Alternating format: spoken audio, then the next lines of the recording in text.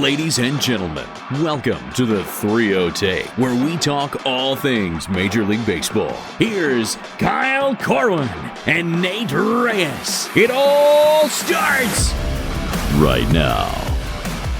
Welcome back to the 3-0 Take, presented by SeatGeek. This is episode 332. I'll be your host, Kyle Corwin, and I'm here with my co-hosts Nate Reyes and Ryan Ripken. Gentlemen, it's good to be back. Happy New Year. Beanie Ryan is officially on the scene. Officially on the scene. I'll try to prop it up. But yeah, Happy New Year's, guys. It's been forever. Didn't know if I was ever going to come back, but it's nice to be back in 2023.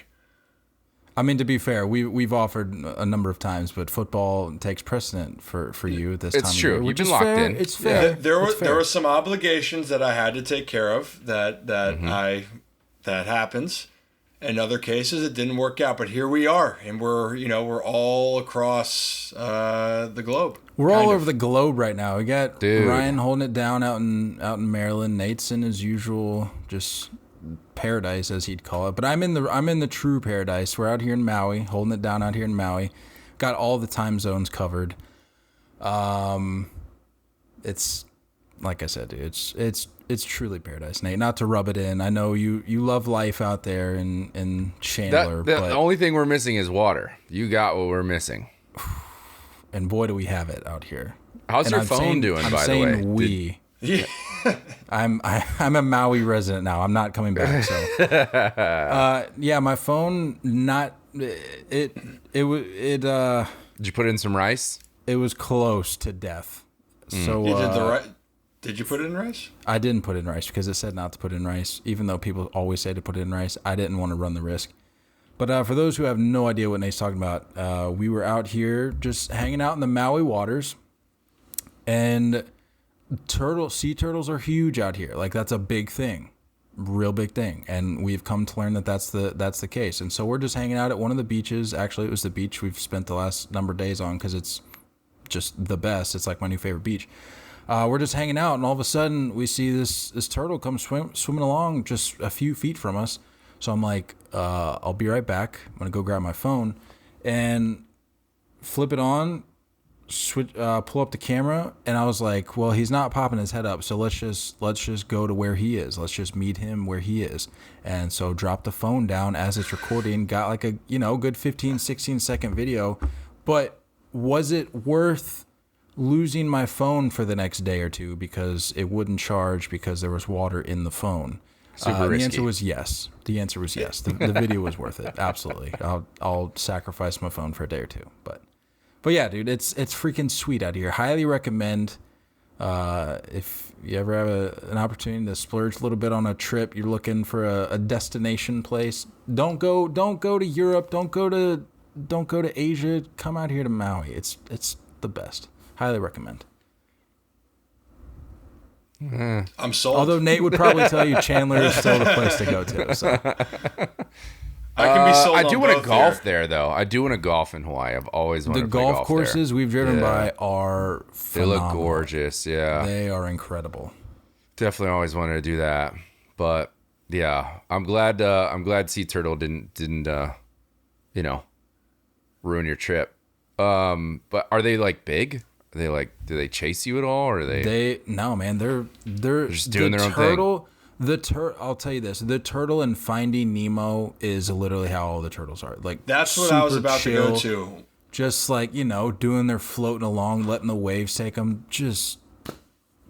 They're just so the movie correctly portrayed absolutely what you saw. Like, besides being animated. Yeah, I don't know how much like turtle weed they've got down there. I can't speak to that, but just in terms of their temperament, they're just super chill. They're just cuckoo. Yeah. Out in the big old blue. They could be saying that to us. I have no idea. I don't speak turtle, but it's the best. That's what we're going to believe. That's what we're going to believe. It sounded like, well, you know what? You had a great experience. A lot I think happened that day, news wise, but I mean, nothing, you can't put a price on a moment, right? Oh no. On a moment like that? So the way it happened, if I recall, I believe the sea turtle film date was one day, and then I think the next day was the first day with the full day that I was without my phone.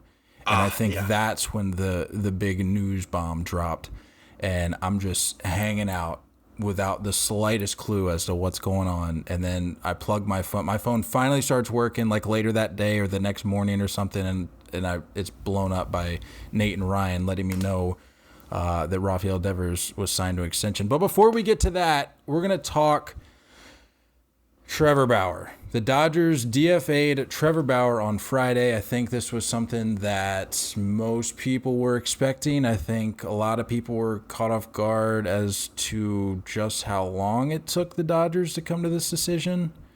I mean, I don't want to talk poorly about the guy because you get into the whole legal. There's a broader scope to be talked about here in terms of what happened legally, what the outcomes of that process were.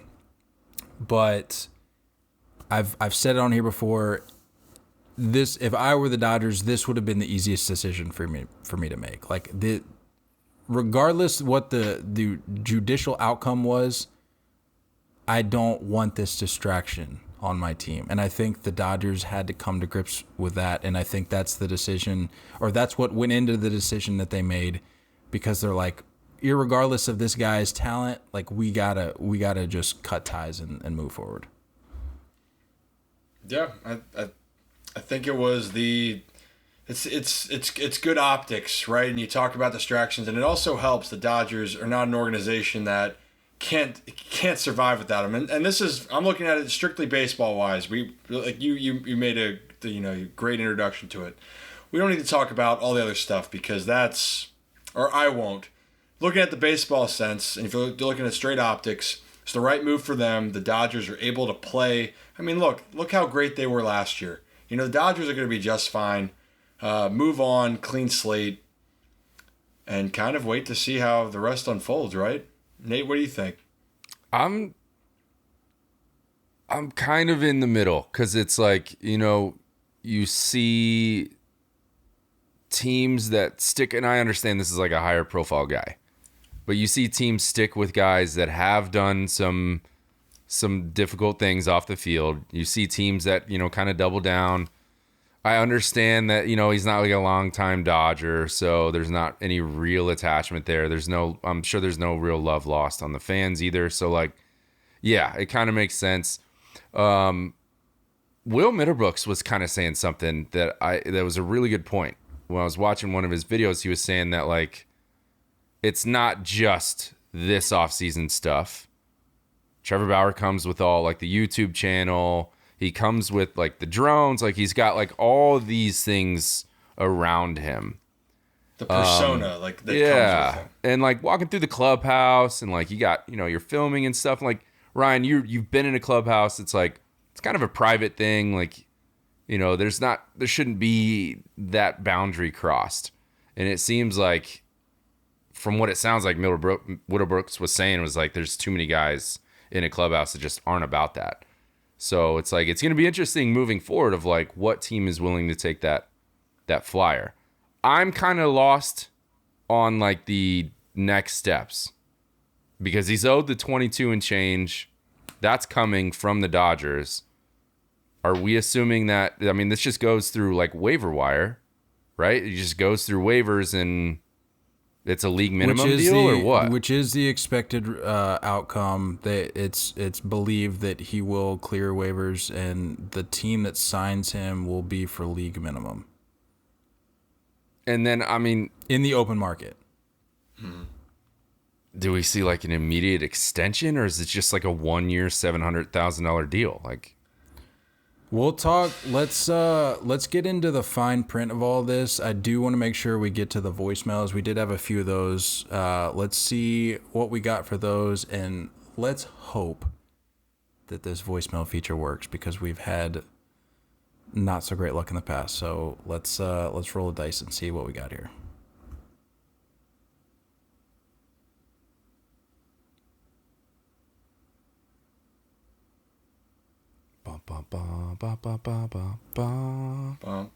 bump, Bum, bum, bum, bum, bum, bum, bum, bum, bum. bump. This is great transition music. Thank you. I was trying like the Law of Order. Bum, bum, bum, bum, bum, bum, bum. Meow, meow, meow. I'm just really a good. cleaning lady. All right. Are we really going to have to do this the old-fashioned way again? I hate this. All right. Give me a second. Hey, you know, What are we, like 5,000 episodes in and just continuing Hey, this isn't on me. I don't know it's why not you you. think this is me. This is how we operate. This is how we do This it. is the technology. this is the way the cookie crumbles. do it. This is how we do how it. we You kind of do look like a it. hipster with that beanie. I'm trendy, Nate. It's cool. It's called trendy. You look young. Heard of it? Really? Because you told me I look pale. You do look awfully That's all I've sickly right heard. now. I'm worried about you. Let's talk about baseball more. Let's All not right, here talk we go. about my yeah. All right, here we go. The old-fashioned way, right into the mic here. Yeah, no, I think the whole Trevor Bauer thing is kind of getting blown out of proportion. I don't want to see him on the Dodgers. No one does. I think he'd be great for Seattle. I think his electricity and his vibe would be great teamed up with Julio and a bunch of other players. I think on Seattle they can really do something good. But, free Trevor Bauer. Bauer outage. That's all I got to say. All right, Seattle. I don't hate I will that. say it is, for lack of a better term, it's comical to see how so many of these fan bases just could not care less about the legal process, like what went into this decision being made. They're just like, they see this pitcher Yeah. that's presumably going to be a free agent who's rather talented, and they're just saying with open arms, just come to fill in the blank, whatever city. Well, and I think the point too is Seattle, right? And Seattle's a team that we've talked about in the past. They're trying to get energy and talking about it with a fan base that has waited for so long for the team to, make noise again, right? And here they were making noise, and they still haven't been to a World Series. And with that desperation, that, it comes out. So, but do you think I look at a team like Seattle and I'm just like, I don't know if that would be the team to just cross the line in terms of it. And again, I didn't say the team wise, but I understand what you mean. Right. No, but yeah. it creates a bigger question is like what team, and it's what everybody wants to know. Like what team is going to be, I don't know if desperate is the right word. I'm sure there are teams that are desperate for a talented arm that could help them out, but it's more of a question of which team is just going to, for all intents and purposes, disregard the baggage that this guy brings and just say, we don't really care. Like we're just going to look past that. We're going to turn a blind eye and we're just going to bring this guy in and hope that he can replicate what he did in Cincy and for the short time he was with the Dodgers. Well, the Giants haven't been able to land anybody, so maybe they should take a shot. Ricochets, my bad. That's not really ricochet. Actually, that's a direct. Heyo. It's a direct snipe. The Giants direct are out here snipe. just giving it their absolute all, and I don't think they appreciate these things. We got another voicemail here. Let's see what we got.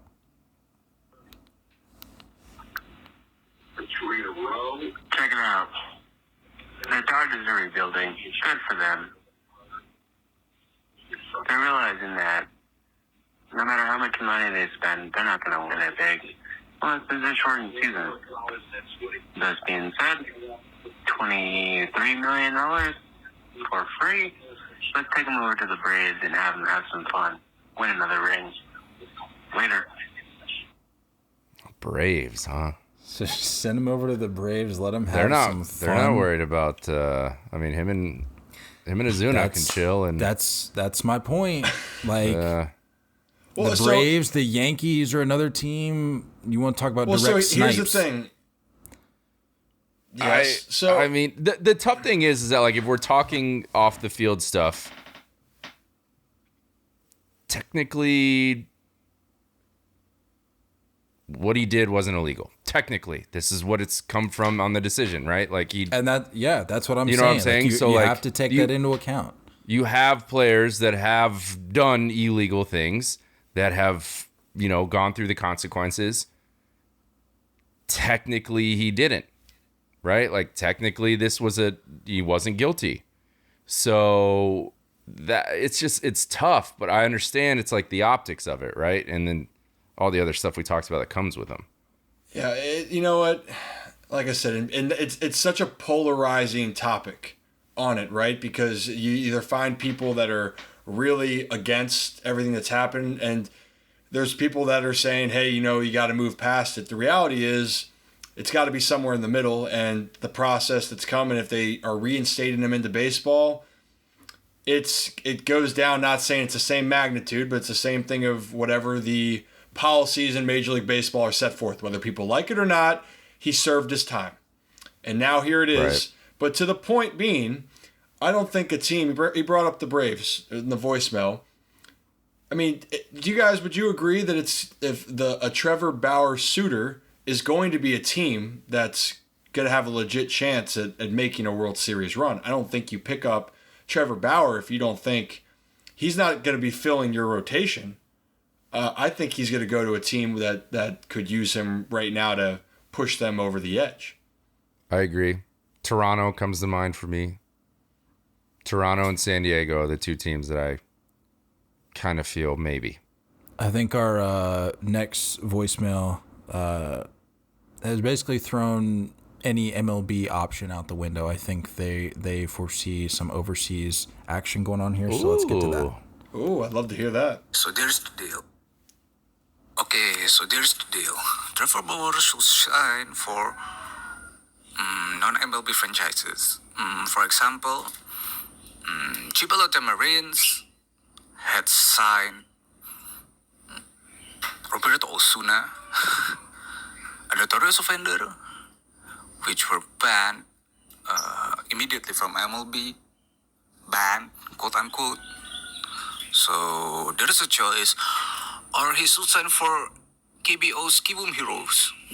Kibum had a reputation of signing multiple bandits, so-called bandits, quote unquote, again.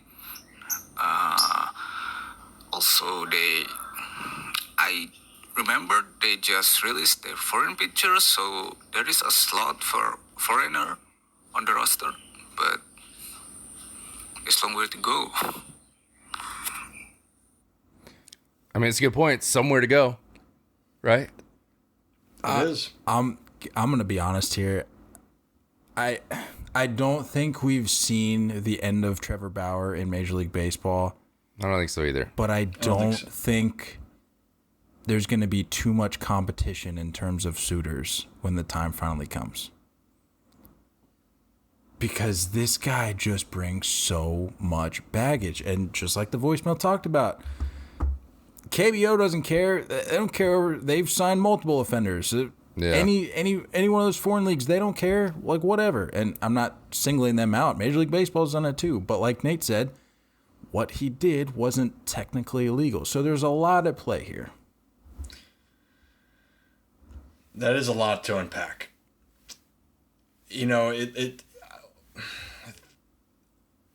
I think, and this is a thing in general, what is something that we notice when everyone goes overseas? It's usually, if you're an American player, it's your options are extremely limited in Major League Baseball. That's the real thing. If it's players where they're deemed that they might have to be on a minor league deal or be at a minimum, and they might be in AAA, or they are just going to get more money somewhere else, you can look at that. But Trevor Bauer, unless in the last X amount of time that he's been out, unless his stuff has fallen off the face of the earth, his ability to pitch, he's going to be in demand in the MLB, right? Because it's so hard to find a guy like that. But to your point, Kyle, teams will put up with teams will put up with the baggage so long as the talent outshines everything. So that's, to me, if Bauer doesn't bring it whenever he gets his opportunity, teams will give him a leeway, but as far as a long-term thing, that could decide how long Bauer is going to stay around in MLB if we're saying it's over the next year or over the next 5 years. And I would agree with you before this happened. Because if you think about before this whole situation, the scandal went down, think of how much baggage he had even without this. Like, this guy was just a complete distraction. Like we talked about, the drone, the cut finger, and with Cleveland, the constant like GoPro cameras, whatever. It's antics, but I mean, the Dodgers signed him to the huge deal.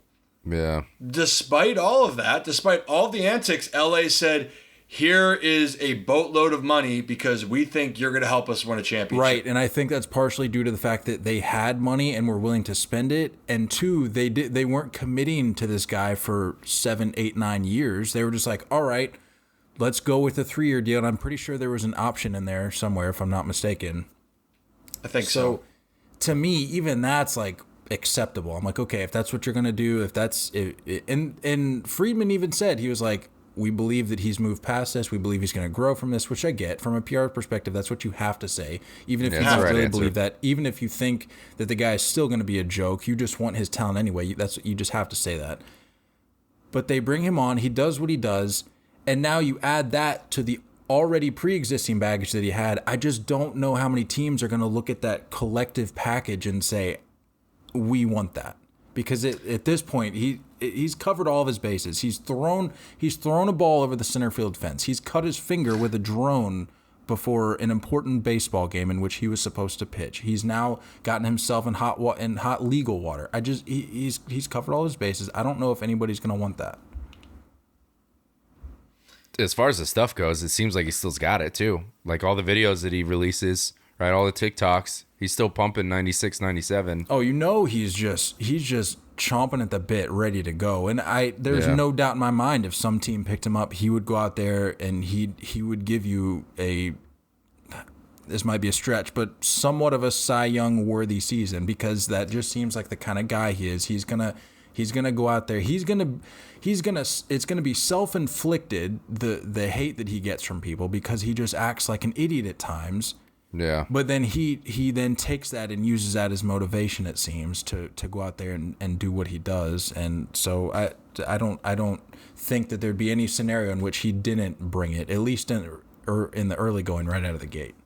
Well, so here's a good question, because both of your teams are looking to contend for a World Series. So I'll ask you guys the question. Not if you want him, because I don't think that's a fair thing. We're not going to get into that. But do you think a team like the Yankees or the Red Sox, you don't think either are going to do it? No. You don't think either team would make a move for Yankees a don't need 1-year deal? Him. Rotation is set for the Yankees. The Red Sox absolutely need him, but I don't want him. So you don't want him, but do you think that they would go for him? We need Major League pitching that has seen more than 10 innings of service time, who are capable of throwing a baseball that aren't over 40 years old. That's what we need. And so Trevor Bauer fits that. He fits that bill. He fits that description. Nate, you could probably. I mean, you get could maybe loosened go out up. there. Get loosened up. I mean, we'll see what happens. But to answer your question, no, I don't want him. So I mean, it's like you talk about possible suitors, right? I mean, we've already rattled off names. Like you've heard Mariners, you've heard Toronto, you've heard like Boston. I doubt the Yankees are going to be involved, but you never know. And then, like, what about the Angels, right? Like at league minimum, they don't have a ton of money to spend.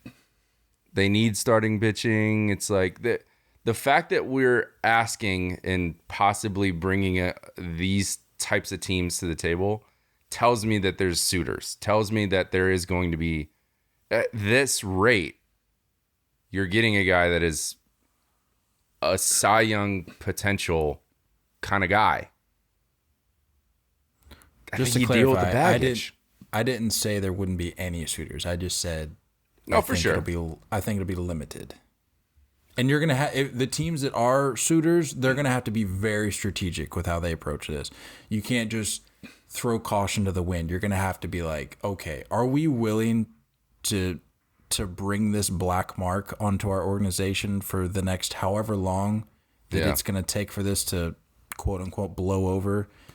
And are we in a position to where we can compete right now if we make this addition? Well, because this is the not motto? a guy that you. Everyone knows the motto: winning solves everything. So if you but that's what I'm saying. You have to be in a position to where if you you have to be a Trevor Bauer away from competing, because otherwise bring him on to finish 500 and possibly miss the postseason by 2 games. It's not worth it. You're stuck with him for however many more seasons following. It's not to me. It's not worth it.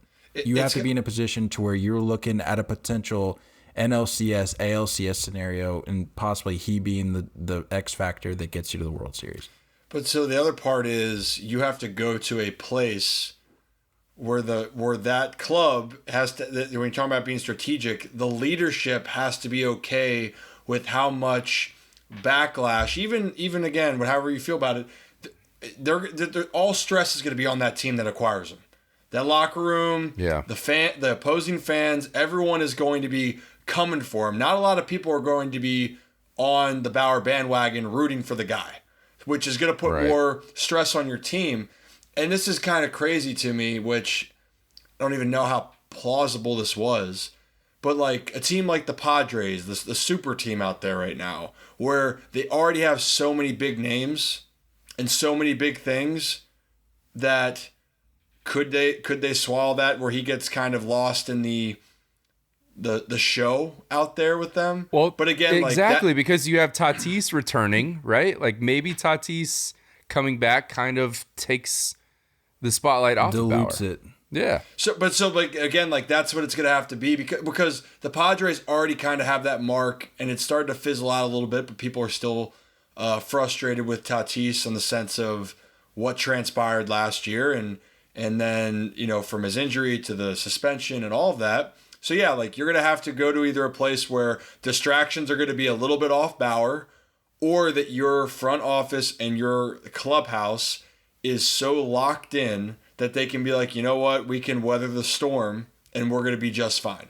If you can't find that, don't go after them, because then if you know the answer to that question, you are going to set yourself back for the 2023 season. It's just a guarantee. I can't believe I'm going to say this out loud. Please do. But when you bring up leadership, tell me that Manny Machado can't handle this. He can handle this. So that's why. Well, that guy leads that clubhouse. That's why I brought agree up. With you. That's why I brought up the Padres, though, because Machado went from. This is kind of the cool thing. Machado, great point bringing it up. How did everyone feel about Machado finishing up his years with the Orioles? He became this Couldn't villain. stand him. Yeah. Right? Couldn't stand him. We couldn't stand him. We talked about it for years. Not even Baltimore, L.A., his short time in L.A. I feel like that short little stint was really what amplified it for me. I'm like, I can't stand this guy. But now we're calling him a leader. So that's the thing. Maybe I didn't feel that exact way, but I could see why people, when I'm from Baltimore, so you wanted to see him do well, obviously, and whatnot. But I can see it. That was the role. You saw every week, you turn on the TV, and people hated him. They just thought he wasn't. Yeah. They were attacking his character. And then here we are, when all the stuff happened with Tatis, to your point, Nate, who was the one that just welcomed the group in, embraced it, and said, we're going to rock with who we got? It's Machado. So could the Padres, could that be a fit? Because it's got to be, it's almost like a leader that is willing to cut it straight, right? He's willing to give it to you straight. Both the player and the media, right? Like he's going to go to Bauer and say, this is my clubhouse. You're going to fit in here, but it's going to be my way, right? Whereas you look at other teams and you're like, is Mike Trout going to do that? No. You know what I mean? I can't even think of any other example, honestly, of as far as like a leader goes. I mean, the Red Sox leader, who would be the guy? I have no idea. We don't have a leader right now. No, but Tommy Pham? Is Tommy Pham running that clubhouse? Tommy Pham is not running any clubhouse. I mean, he's not even running his own fantasy league. The Mariners, I mean, it seems like it's just like a happy-go-lucky kind of mentality in Seattle. I don't see that as a fit, but I understand the idea. it's got to be, we're all one track mind, but like you're willing to leave your stuff at the door, and it seems to me like Machado could do that. In a weird way, I feel like I could almost hear how that conversation would go. Like, right. Knowing what we know about Bauer, knowing what we know about Machado, knowing how those guys kind of express themselves kind of on and off the field, just based on how they interact, I feel like you could see how that conversation would go. Doesn't Manny own Trevor Bauer too, like career-wise? Wasn't that a thing? Was it Manny? I know exactly what you're talking about. It was. I think it's a who thing. Was it? I think he owns him, dude. I think Trevor Bauer like admits that he owns him. I know exactly. No, that's what I'm saying. I know there is somebody, but is it Manny? I think it's Manny. And to be fair, because Manny owns a lot of people. He owns a lot of people. Yeah. But still, it could be interesting. That's all I'm going to say. The Padres make sense to me. All right. Makes sense. All right, we'll wrap this up for now, but to close it out, go around the table here. Will Trevor Bauer pitch in Major League again? Yes. This year. Also, I found the head-to-head, by the way, really quick. He does own him. According to this, he's 13 for 25, hitting .520, 2 doubles, 5 homers, 7 ribbies. 4 walks, only 6 punches. So, he's... So that truly would be his clubhouse. Yeah. There would be no question about that. Right. There'd be no coup taking place there. Yeah. There's some swagger around all those players, though. There's antics around everybody there. It just seems like it could really make sense. It would be a good fit. Yeah, in a weird way, you almost double down on the negative PR if you're the Padres. Mm-hmm. Like you were saying with Tatis coming back. Yeah. Like from the outside, you're like, well, why would you add to the negative PR? It's like, well, we can make ourselves better if we just cover one of these moves with another, and it's one and the same at that point. You're not really thinking about it as two. It's just one little PR mess that will look past here in a couple months and we'll be fine. I could see I don't know. it. Padres make sense to me. Yeah. Padres make sense to me. You know what else makes sense to me is signing your homegrown talent and keeping them around long term. And there was a few missed opportunities to do that, to say the least. But the Boston Red Sox finally decided, you know what, maybe we should sign players that are under 40 that play for us that are also good. Maybe we should entertain these options long term, and they did with Rafael Devers. 11 years, $331 million extension, which I believe, if my timeline serves me correctly, because I will admit I've been a little mentally checked out since I've been out here, was the day immediately after he signed the 1-year deal to avoid arbitration, if I recall. It was the day immediately after. So I don't remember if I said it on here, if this was before we hopped on, but I'm in a delicate place right now with my relationship with the Red Sox. For those wondering, yes, I have started wearing Red Sox shirts again, so that's we're at least there, baby steps. First of all, I want to thank the people that have reached out, checking on me, checking on my mental health, my well-being. I appreciate all of you letting me know and just checking up. But people, when they say, "Hey, aren't you feeling a little better?" They signed Devers. He's here to stay for a decade plus. It's like, yeah, but I can't forgive them for what they did to Xander, because that was my guy, and it shouldn't have taken 2 instances of letting homegrown talent walk away for this to happen. Like, Mookie should have been it. Like, Mookie should have been all you needed to be like, okay, yeah, let's not do that again. Let's not do that again. So yes, well, I'm happy they got Devers. I'm not fully there yet. I'm not opening them. I'm not welcoming them back with open arms just yet. It's complicated. If I could mark this as a Facebook relationship status, it's complicated. How do you feel about the numbers? Surprising, to be honest with you. Like, it's kind of a budget deal. I would agree with that, and I think it's amazing what you can do with a player in terms of a contract while they're still under your control. It's mind-blowing how that works. You say, hey, let's work on this. Let's get something done before you hit free agency. Right. And it's crazy to me that these ownership groups, that these GMs, they don't recognize that for some odd reason. They say, no, let's see what happens come free agency. We'll talk then. Why would you do that? You could get a deal like you just got with Rafael Devers. I was expecting Rafael Devers to be north of what he got, and because of the timing of it, I think a budget deal, I think it's crazy to say that considering he's got the 6th largest deal in MLB history, but for the quality of player that you're getting, I would call it a budget deal. My mind always goes AAV first, right? And now that we're seeing guys like these long-term extensions, you got to think about what $30 million means 6-7 years from now. That's a budget deal. You're getting an MVP. He's going to win an MVP in this contract, right? I mean, that's the hope. I'd put money on that. So $30 million a year, I think that's pretty solid. I honestly had a feeling he was going to go like north of 375 if he hit the market. I was thinking maybe 400. So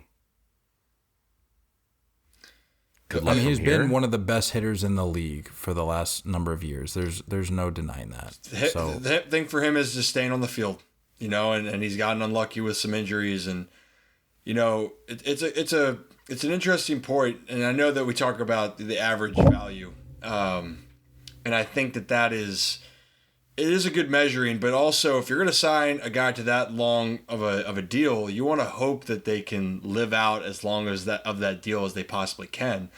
And Devers, that probably, I think both of us, or all of us, I think could say, both of you guys would agree. I mean, Devers is a guy you would think can last for the duration of that contract. No, I'm not saying the quality is going to be the same down the stretch, but that was always my concern seeing these large contracts coming down the stretch. You're looking at it maybe on a 5 to 7 year window, maybe.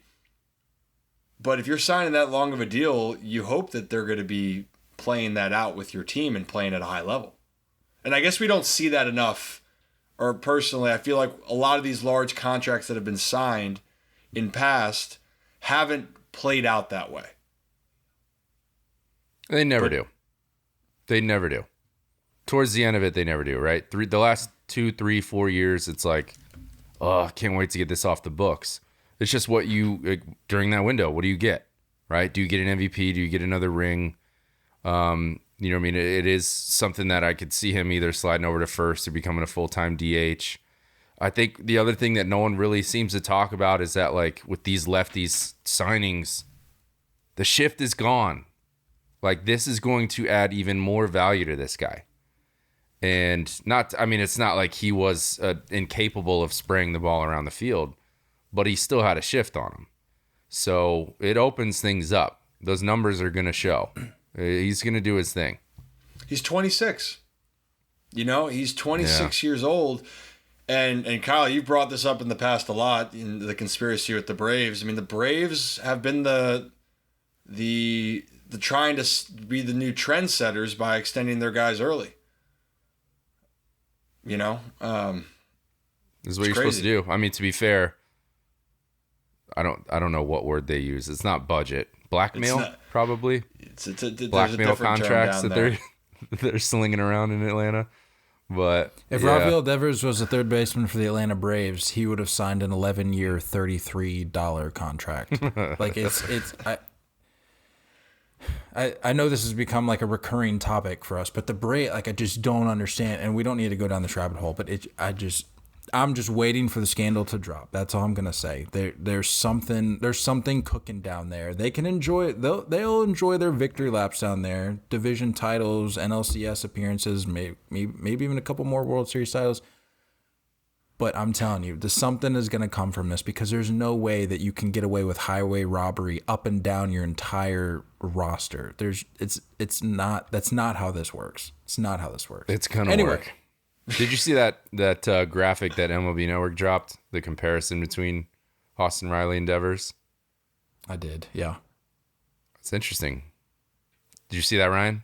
I did not. I'm taking Devers 11 times out of 10, but that enlighten me and enlighten the viewers. I'm with you there. Austin Riley's 25. Devers is 26, as we just mentioned. So far, on-base percentage, 339 for Riley, 342 for Devers. Slugging, 507 for Riley, 512 for Devers. OPS, 846 to 854. OPS plus 123 to 124. And as we mentioned on that budget deal, Riley obviously got that 10-year 212. So we're talking a $100 million difference. It's interesting. The only takeaway that I got from that was that Rafael Devers is just a better baseball player than Austin Riley. But that's... it's that... Those numbers are that close? I don't know.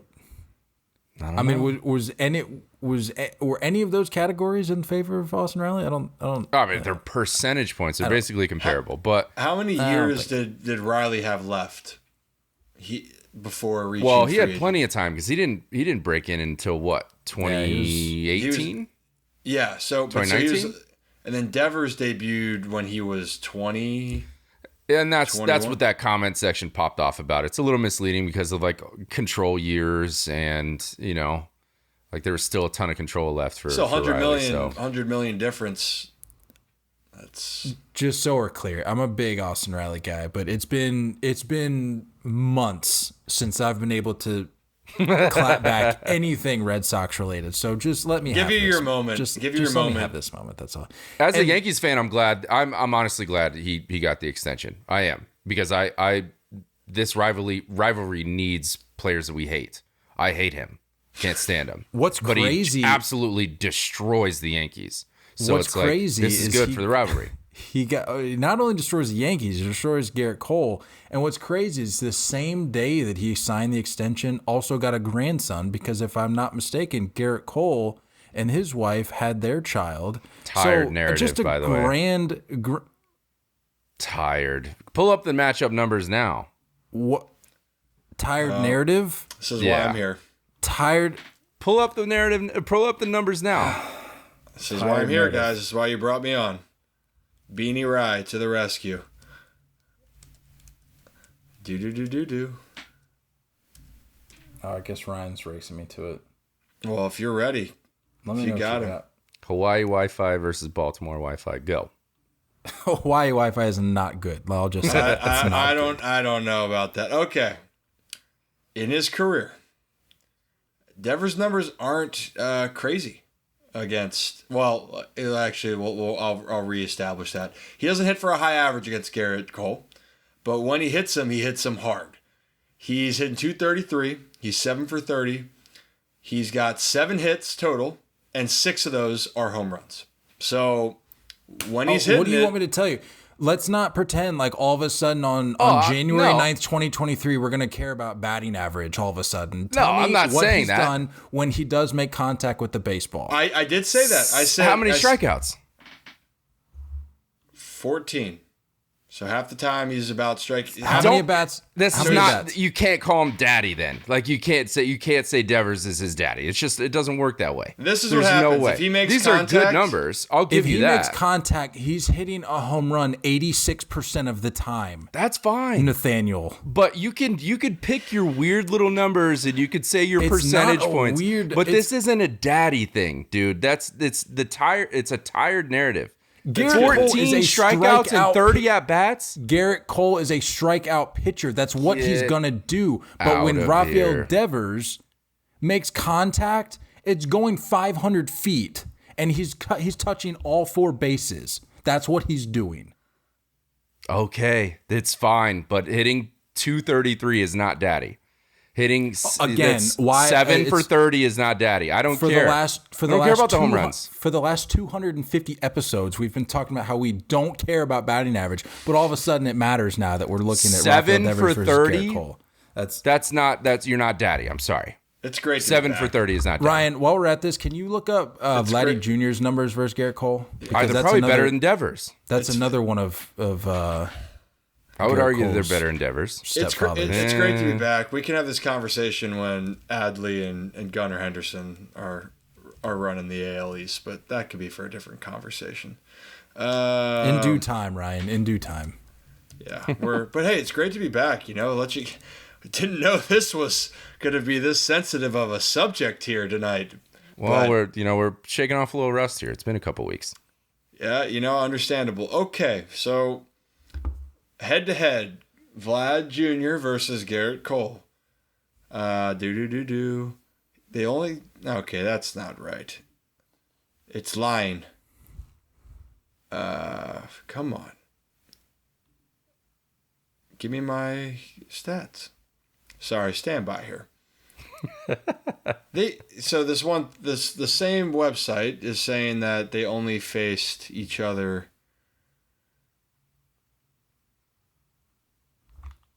Did they not face each other in 2022?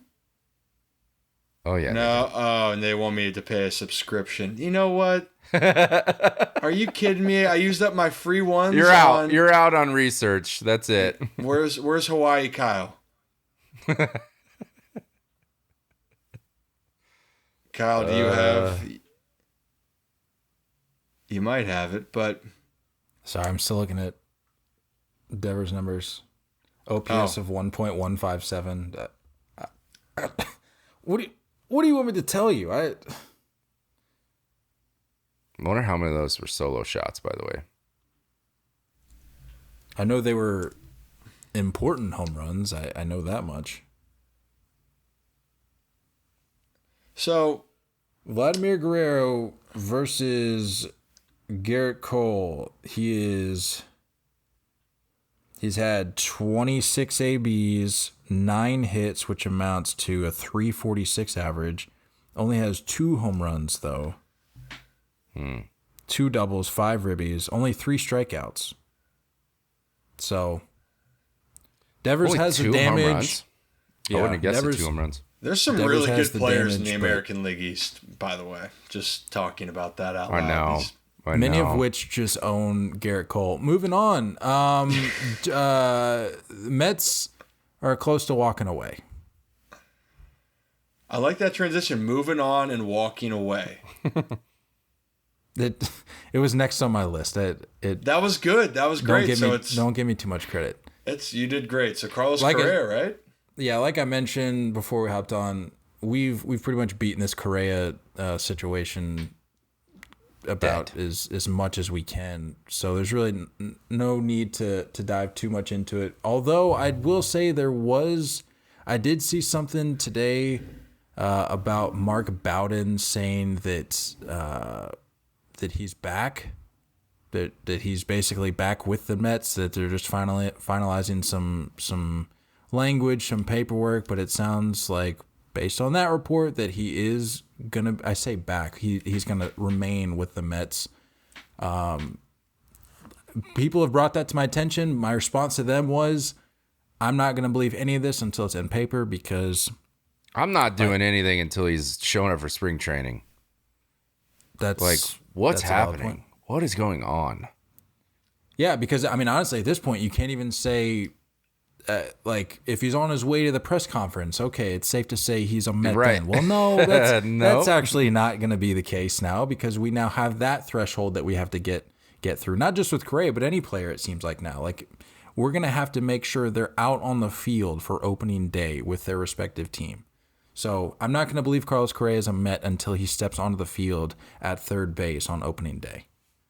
Ryan, can you shed some light on the physical process where players go through the physical? And it's like, I know it's Correa has his own doctors.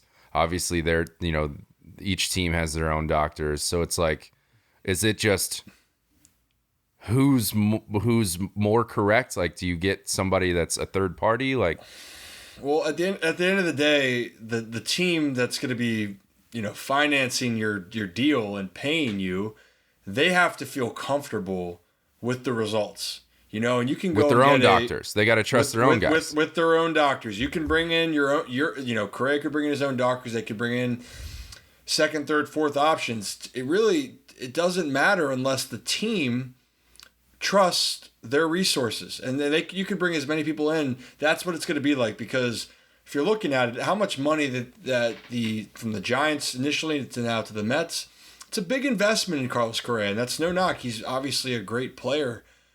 But this is why the Mets and the Giants and these teams, they want to make sure that they're getting the best version of that. And if they think there's any chance that this is going to be compromised early, then that's what we're seeing. So, but have you known players to have this like 8-9-year-old injury still be an issue, like still be a part of the mix? Well, certain teams will maybe that will show over time. You know, when you first sign and you're going through, you know, if you're getting drafted and you're signed, you're moving forward, teams might not look at it. And there might be an old injury and they might decide, you know, it could also be that they're looking at, hey, it's an old injury, but when you get to a certain age, we think that this could start to deteriorate. And I think that's also going into the conversations, if I had to guess on that. So, yes, it could get caught up. Honestly, some teams might not care, but the thing that matters right now is the team that cares is the New York Mets. So if the New York Mets are not going to be okay with it unless they change it around, you know. But I think personally, if Carlos Correa, I think he's going to have a great year. But it does make you think, what does it look like for him in the long term? Because clearly there are doubts. It's got to be less deterioration also sliding over to third base, by the way. You would think, but I mean, it's still a tough position to play, you know, and you're asking yourself, but also, you know, and I got to look up his track record for games, you know, but we know the MLB schedule, it's grueling, and you're going to be required, if you're signing for that much money, you're going to be required to be playing quite a bit. Could they DH him more? Absolutely. But you're signing a guy on the investment of, can he give you what you value defensively, and can you do it with the bat? And if one of those is going to be compromised soon, then you got to revalue what that looks like. And quite frankly, I don't know even how to value that, because he definitely makes their team better on both sides of the ball this year. That's all I got. That's Beanie, Dr. Beanie, right? I'm just sitting here trying to think about two of these names that we've talked about tonight, and who I would, who would you rather have? With a gun to my head, who am I taking between Trevor Bauer and Carlos Correa? And I honestly don't know if I have an answer to that question. I don't know if I do either. So is this because for Carlos Correa, besides the injury, is there anything that he did to you besides play for the Astros? No, I just think he's a tool. I just think he's one of the biggest tools in baseball, and he's like blatant about it too. Yeah, like you could make the excuse that Trevor Bauer is just like, he's just not like fully there. He's just aloof all the time. Mm-hmm. But he just happens to be really good at baseball. You could make that argument, but Carlos Correa like when he's being Carlos Correa, he knows that he's being Carlos Correa. And the thing that always comes back to me is that interview about knowing the facts and like shutting up, like that to me right there was Carlos Correa, and that just seems like the guy he is. But with that said, I think I have come to a conclusion on that question as I've thought about it more and bought myself some time. Honestly, I think this may shock some people. I think I'm taking Carlos Correa. I really do. Because at the end of the day, like, as much as I hate his antics and how much of a tool I think he is, he's gonna go out there and play baseball. And like the whole like tapping the watch, tapping the wrist against the Red Sox, while that stung, I'm like, you know what? I don't know if I can act like I would have hated that if he was doing that for my team. I mean, he's going down as one of the greatest postseason performers of all time. So I understand it. We're not gonna turn this into like a Correa praising session, but I'm just saying to answer the question, I think I'm taking Correa. Nate? I'd do the same. Yeah. I think we're going 3 for 3 there, which, you know, Correa too, and maybe, you know, optimist here. You know, Correa's image being, I feel like a lot of players, if you're with the Astros, you're not liked. And I understand the interview with that really ticked off some people at the time when it came out. But could his image and persona change as the rest of his career plays out? I think it definitely can. I think it depends on where he's at. But can it though? Because we saw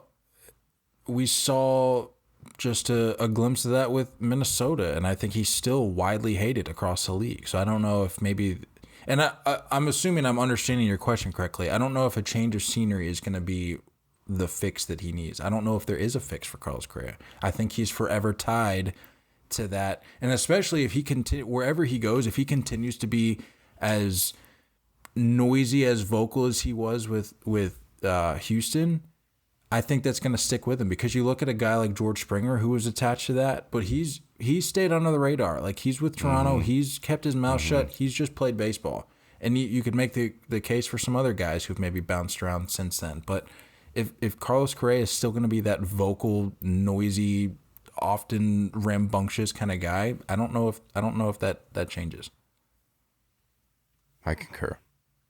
It might not, but if you're a Mets fan and you sign him and he wins your World Series, if you didn't like him before, you're going to love him now.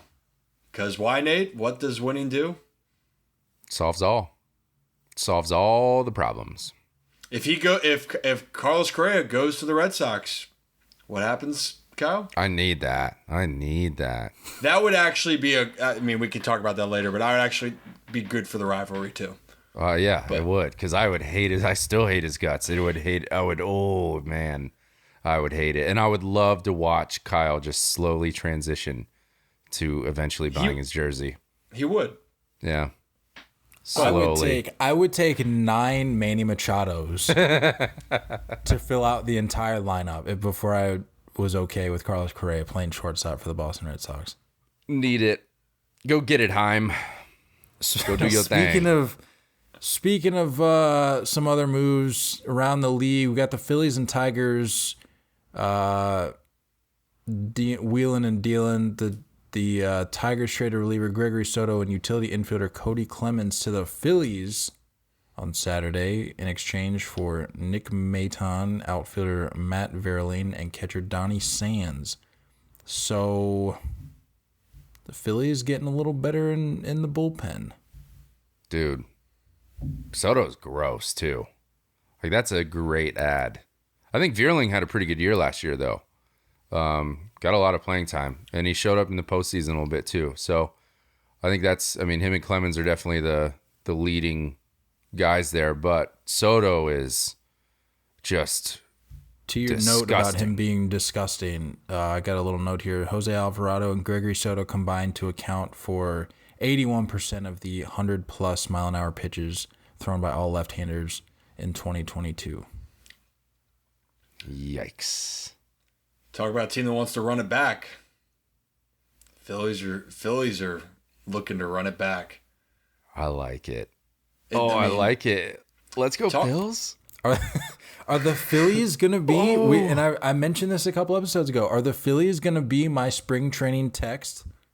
Is that going to be the team that I text the group and say, I'm feeling it with this team? Because we already know the Phillies that was my spring training team. That was my spring training text last year, and look what happened. So if you're on the receiving end of old KC's spring training text, just get the playoff gear printed, because you're going. It's almost as good as a guarantee. It's better than a guarantee. But just to touch on that though. Series.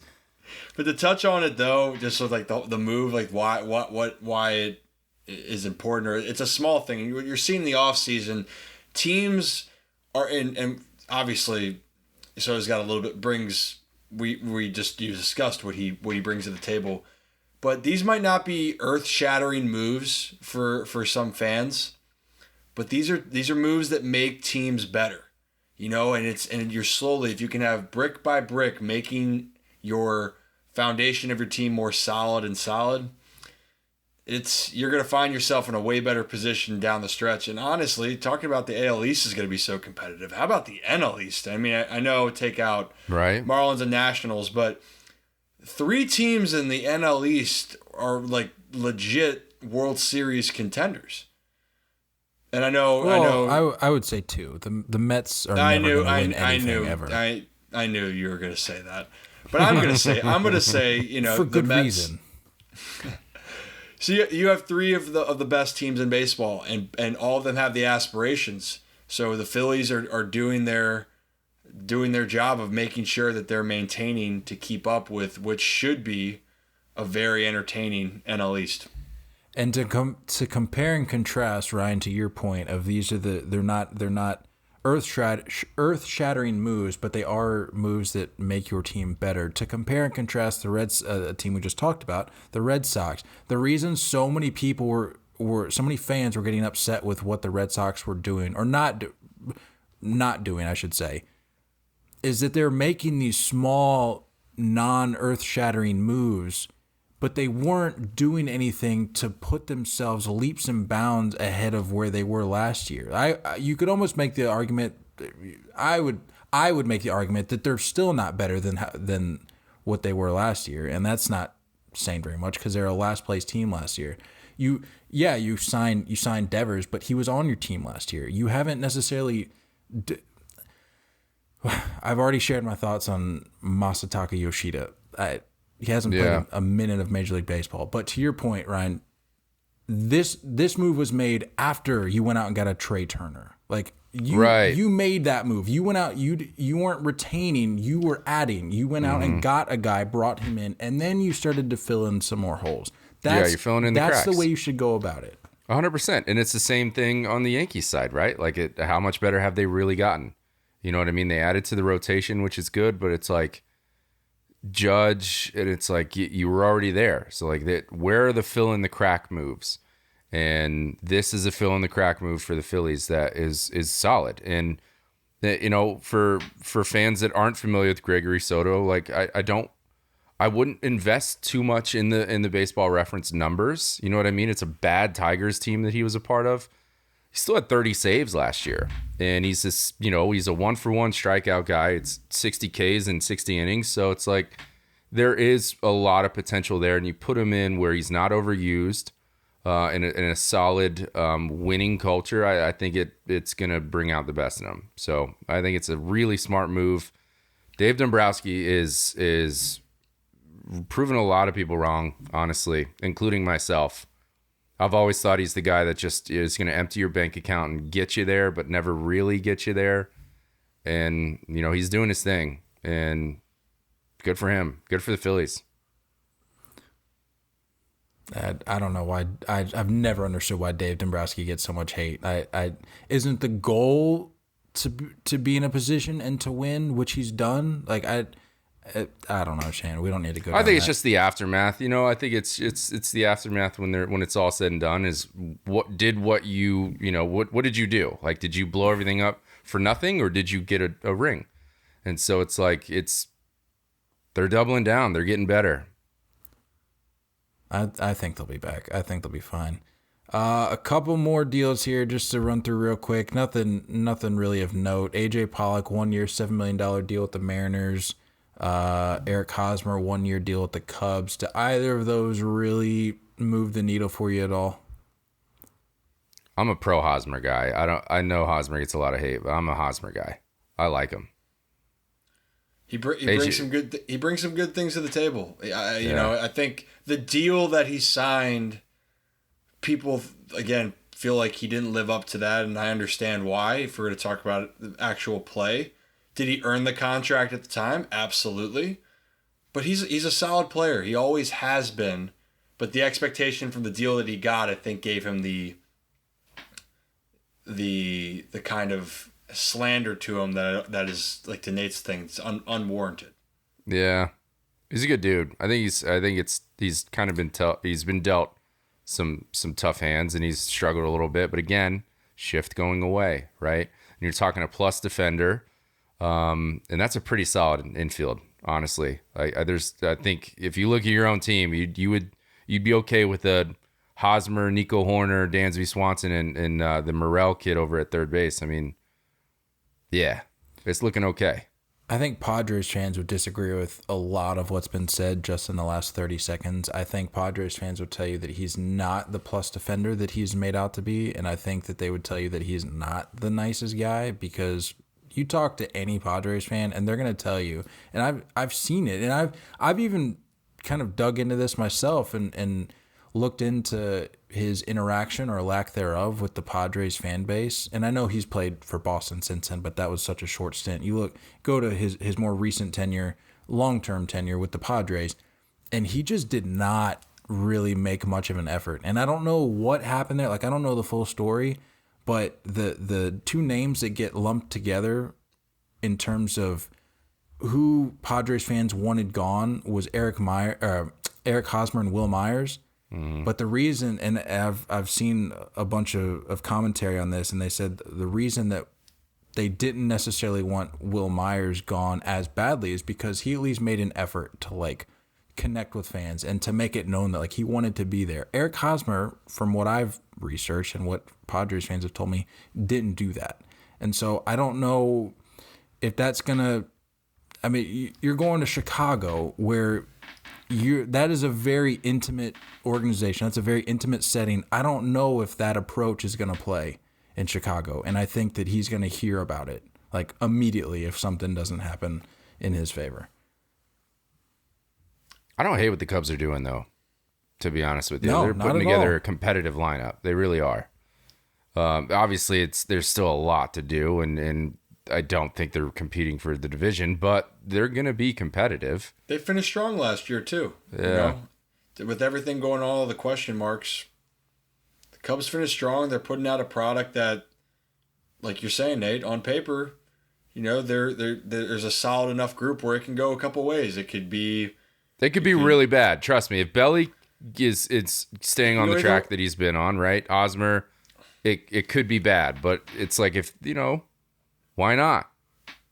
What do you got to lose? Let me ask you guys, would you rather have a team that absolutely punts, does the rebuild, right, exactly, goes all in, or would you rather have a team like the 2023 Cubs, it appears, that isn't going to compete for the division, but at least gives you watchable baseball? Because to me, that's a legitimate question. Like, would you rather just throw in the towel and say, we're not doing anything of note this year? Or as a fan, would you rather say, if I'm going to watch 100 to 162 games, I want to at least watch something that's competitive? Well, as a fan, what would you rather have? Because I feel like that's what a lot of fans for a lot of these clubs are facing year in and year out. Go ahead, Nate. Give me the competitive stuff, man. It's like give me at least a chance. You can see a team that's obviously not as talented as other teams out there, but if they get hot at the right time, you get a little magic going, and you get some guys in there that are trying to get a second chance and try to recreate their career a little bit. You're throwing some lottery tickets at Belly and Hosmer, but we'll see. And if you strike gold, do you flip those guys? Do you keep them and build around them? It gives you options. But you see teams like, the Pirates and the Reds, and it's like, how long are you going to rebuild? How many times do you need to rebuild? Because it's the same story over and over. See, I think that's the key, is how much do you trust the rebuild that you're doing? And I know this can relate to me, like being in Baltimore and going through it with the Orioles myself. I was in the organization when the team went from being the most competitive team the Orioles had been in 5 years and having the most wins in the American League over that 5-year stretch to then they were completely starting over. And for a fan base, those were the best 5 years that they've had with the team in 25, 30 years. And so you have to believe in the rebuild. And right now, people are starting to believe in the rebuild in Baltimore, and you're seeing the talent that's coming up. So I think I would say rebuild if you can have a blueprint of understanding. But if you just brought up, Nate, if it's the Pirates where you're saying you're in a rebuild, but you don't see the direction coming, like if the Orioles this year didn't do what they did and shocked the world and you saw this excitement, then this upcoming year would be kind of that teetering moment. Is it going to happen? But they answered the bell on that, and for teams like the Pirates, you're right, it's been the same thing over and over and over again. Because the rebuild, the hope, if you do it right, your team is going to be set moving forward. Right. And that then therefore makes you a competitive team again for the long term. But let's just all face it, let's be honest. Baseball is more fun when it's competitive. So whichever way you can get that. Yeah. Not all rebuilds are created equal. That unfortunately. is true. Quick note on AJ Pollock though. I mean, just hammers left-handed pitching. Pretty solid defender as well. So it's like, why not? Why not? Why not? They got some right-handed pop in that lineup though. Between Suarez, Teoscar, France. Sheesh. They're shaping to be pretty good. Let's not forget Colton Wong. I mean, yeah. Love that ad. M's are going to be looking pretty good. 2023. Pretty cool. Pretty cool. I'm looking forward to it. Looking forward to the M's and their magic that's in store for 2023. That about does it. I think that's all we got to cover on this fine evening. Let's get a time check. What time is it with all these time zones we got covered? I'm at 10:41 p.m. 12:41 a.m. 12:41 Eastern a.m. Nate, what is that, Mountain Time? Mountain Time this time of year, yeah. That confuses me so much, by the way. We're weird, bro. We're the only ones with their head on straight. We don't change clocks. But you guys go from Pacific to Mountain. Yeah, half the year. Well, we don't change. So half the year we're on Pacific, matched up with California. Half the year we're matched up with Mountain. That's so stupid, but it's only stupid because of the rest of the country. Because of everyone else. Yes. It's like if everyone else just did what they were supposed to do, we'd all be fine. I'm with you on that. I'm with you on that. And it's 7:42 out here, so like it's barely just past dinner time. So time to go find some sea turtles. No, we've explored some night that. sharks. Bring the phone. No sharks be had out here. One last note here. Wanted to send some love to friend of the pod, Liam Hendricks. It was announced today. I think he announced on his own socials, and then it started making waves around the baseball world. Was diagnosed with non-Hodgkin's lymphoma.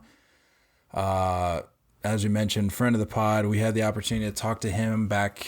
I think it was during that COVID stretch. COVID, Nate. yeah. Right when the season was in limbo, or like before the season or after the season? Yeah, it was when it was being still delayed. We tried to get to as many players as possible, but when they were deciding on whether or not they wanted to play. But what an awesome dude! Like we've mentioned it countless times on here, but Liam is just that guy. His family is like, they're just awesome people. They're good for baseball, and just as I mentioned, just good people all around. They do so much charity work too. I mean, so they do much a lot charity of good work. stuff. Just always looking to help people around him, and it's not phony either. Like, you talk to him for 5 minutes, and you know that he and his family, they're just down to earth people. They're looking to help, and they're just looking to make a difference in the world.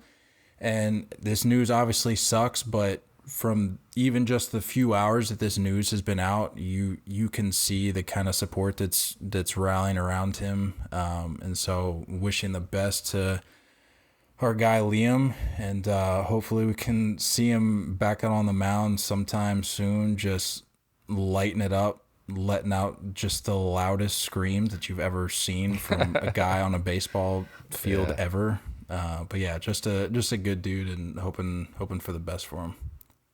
Yeah, definitely. Prayers out to the Hendricks family for sure. Prayers out. We hope to see him on a fast recovery. Everyone's behind him. So that about does it for what we've got. You guys got anything else before we hop out of here? This is the first pod of the new year. I did mention we'd probably miss that first week of the new year, but here we are in the second week, closing out the second week. And happens to also be the first part of the new year. So glad. And we're back. We're back. We're back. We were just talking about that. Like, it's a nice little hiatus, but we're back. Can't speak for you guys, but I'm officially back for the long haul until when did I say? When am I? The World Baseball Classic. Yeah. Till death. till death does us part from this pod. But yeah, World Baseball Classic, it's in the works. We're trying. We're trying to make it work. I need it. Trying to make it work. Need the boys out here. I want to see Kyle on a golf course too. That would be You don't perfect. want to see that. That's a waste of time. Give the people what they want. Waste of everybody's time and money. Yeah. They don't want that, trust me. All right, well, unless you guys got anything else, I guess we can hop off here. Negative. Yep, it was great seeing you guys. Thanks for bringing my confidence down. I'm going to go work on a tan and keep the beanies Come on going out in here to Maui. 2023. All right, hey, I'll be right there. We'd love to- I'll hop on my sea turtle all the way from Us- the harbor. us- Yeah. Us Maui locals, we'd love to have you out here. We'd love to have you. Yeah, you need Perfect. you need some vitamins or something. We got to get that color back. I don't know what's going on over there. Hey, 2023, I'm staying trendy and keeping the good vibes. So, as always, guys, great day to have a day. I'll see you next time. Hipster Ryan, I love it. Don't go chasing curveballs, folks. We love y'all, and as always, looking forward to talking more baseball with you guys soon. Until next time, stay filthy.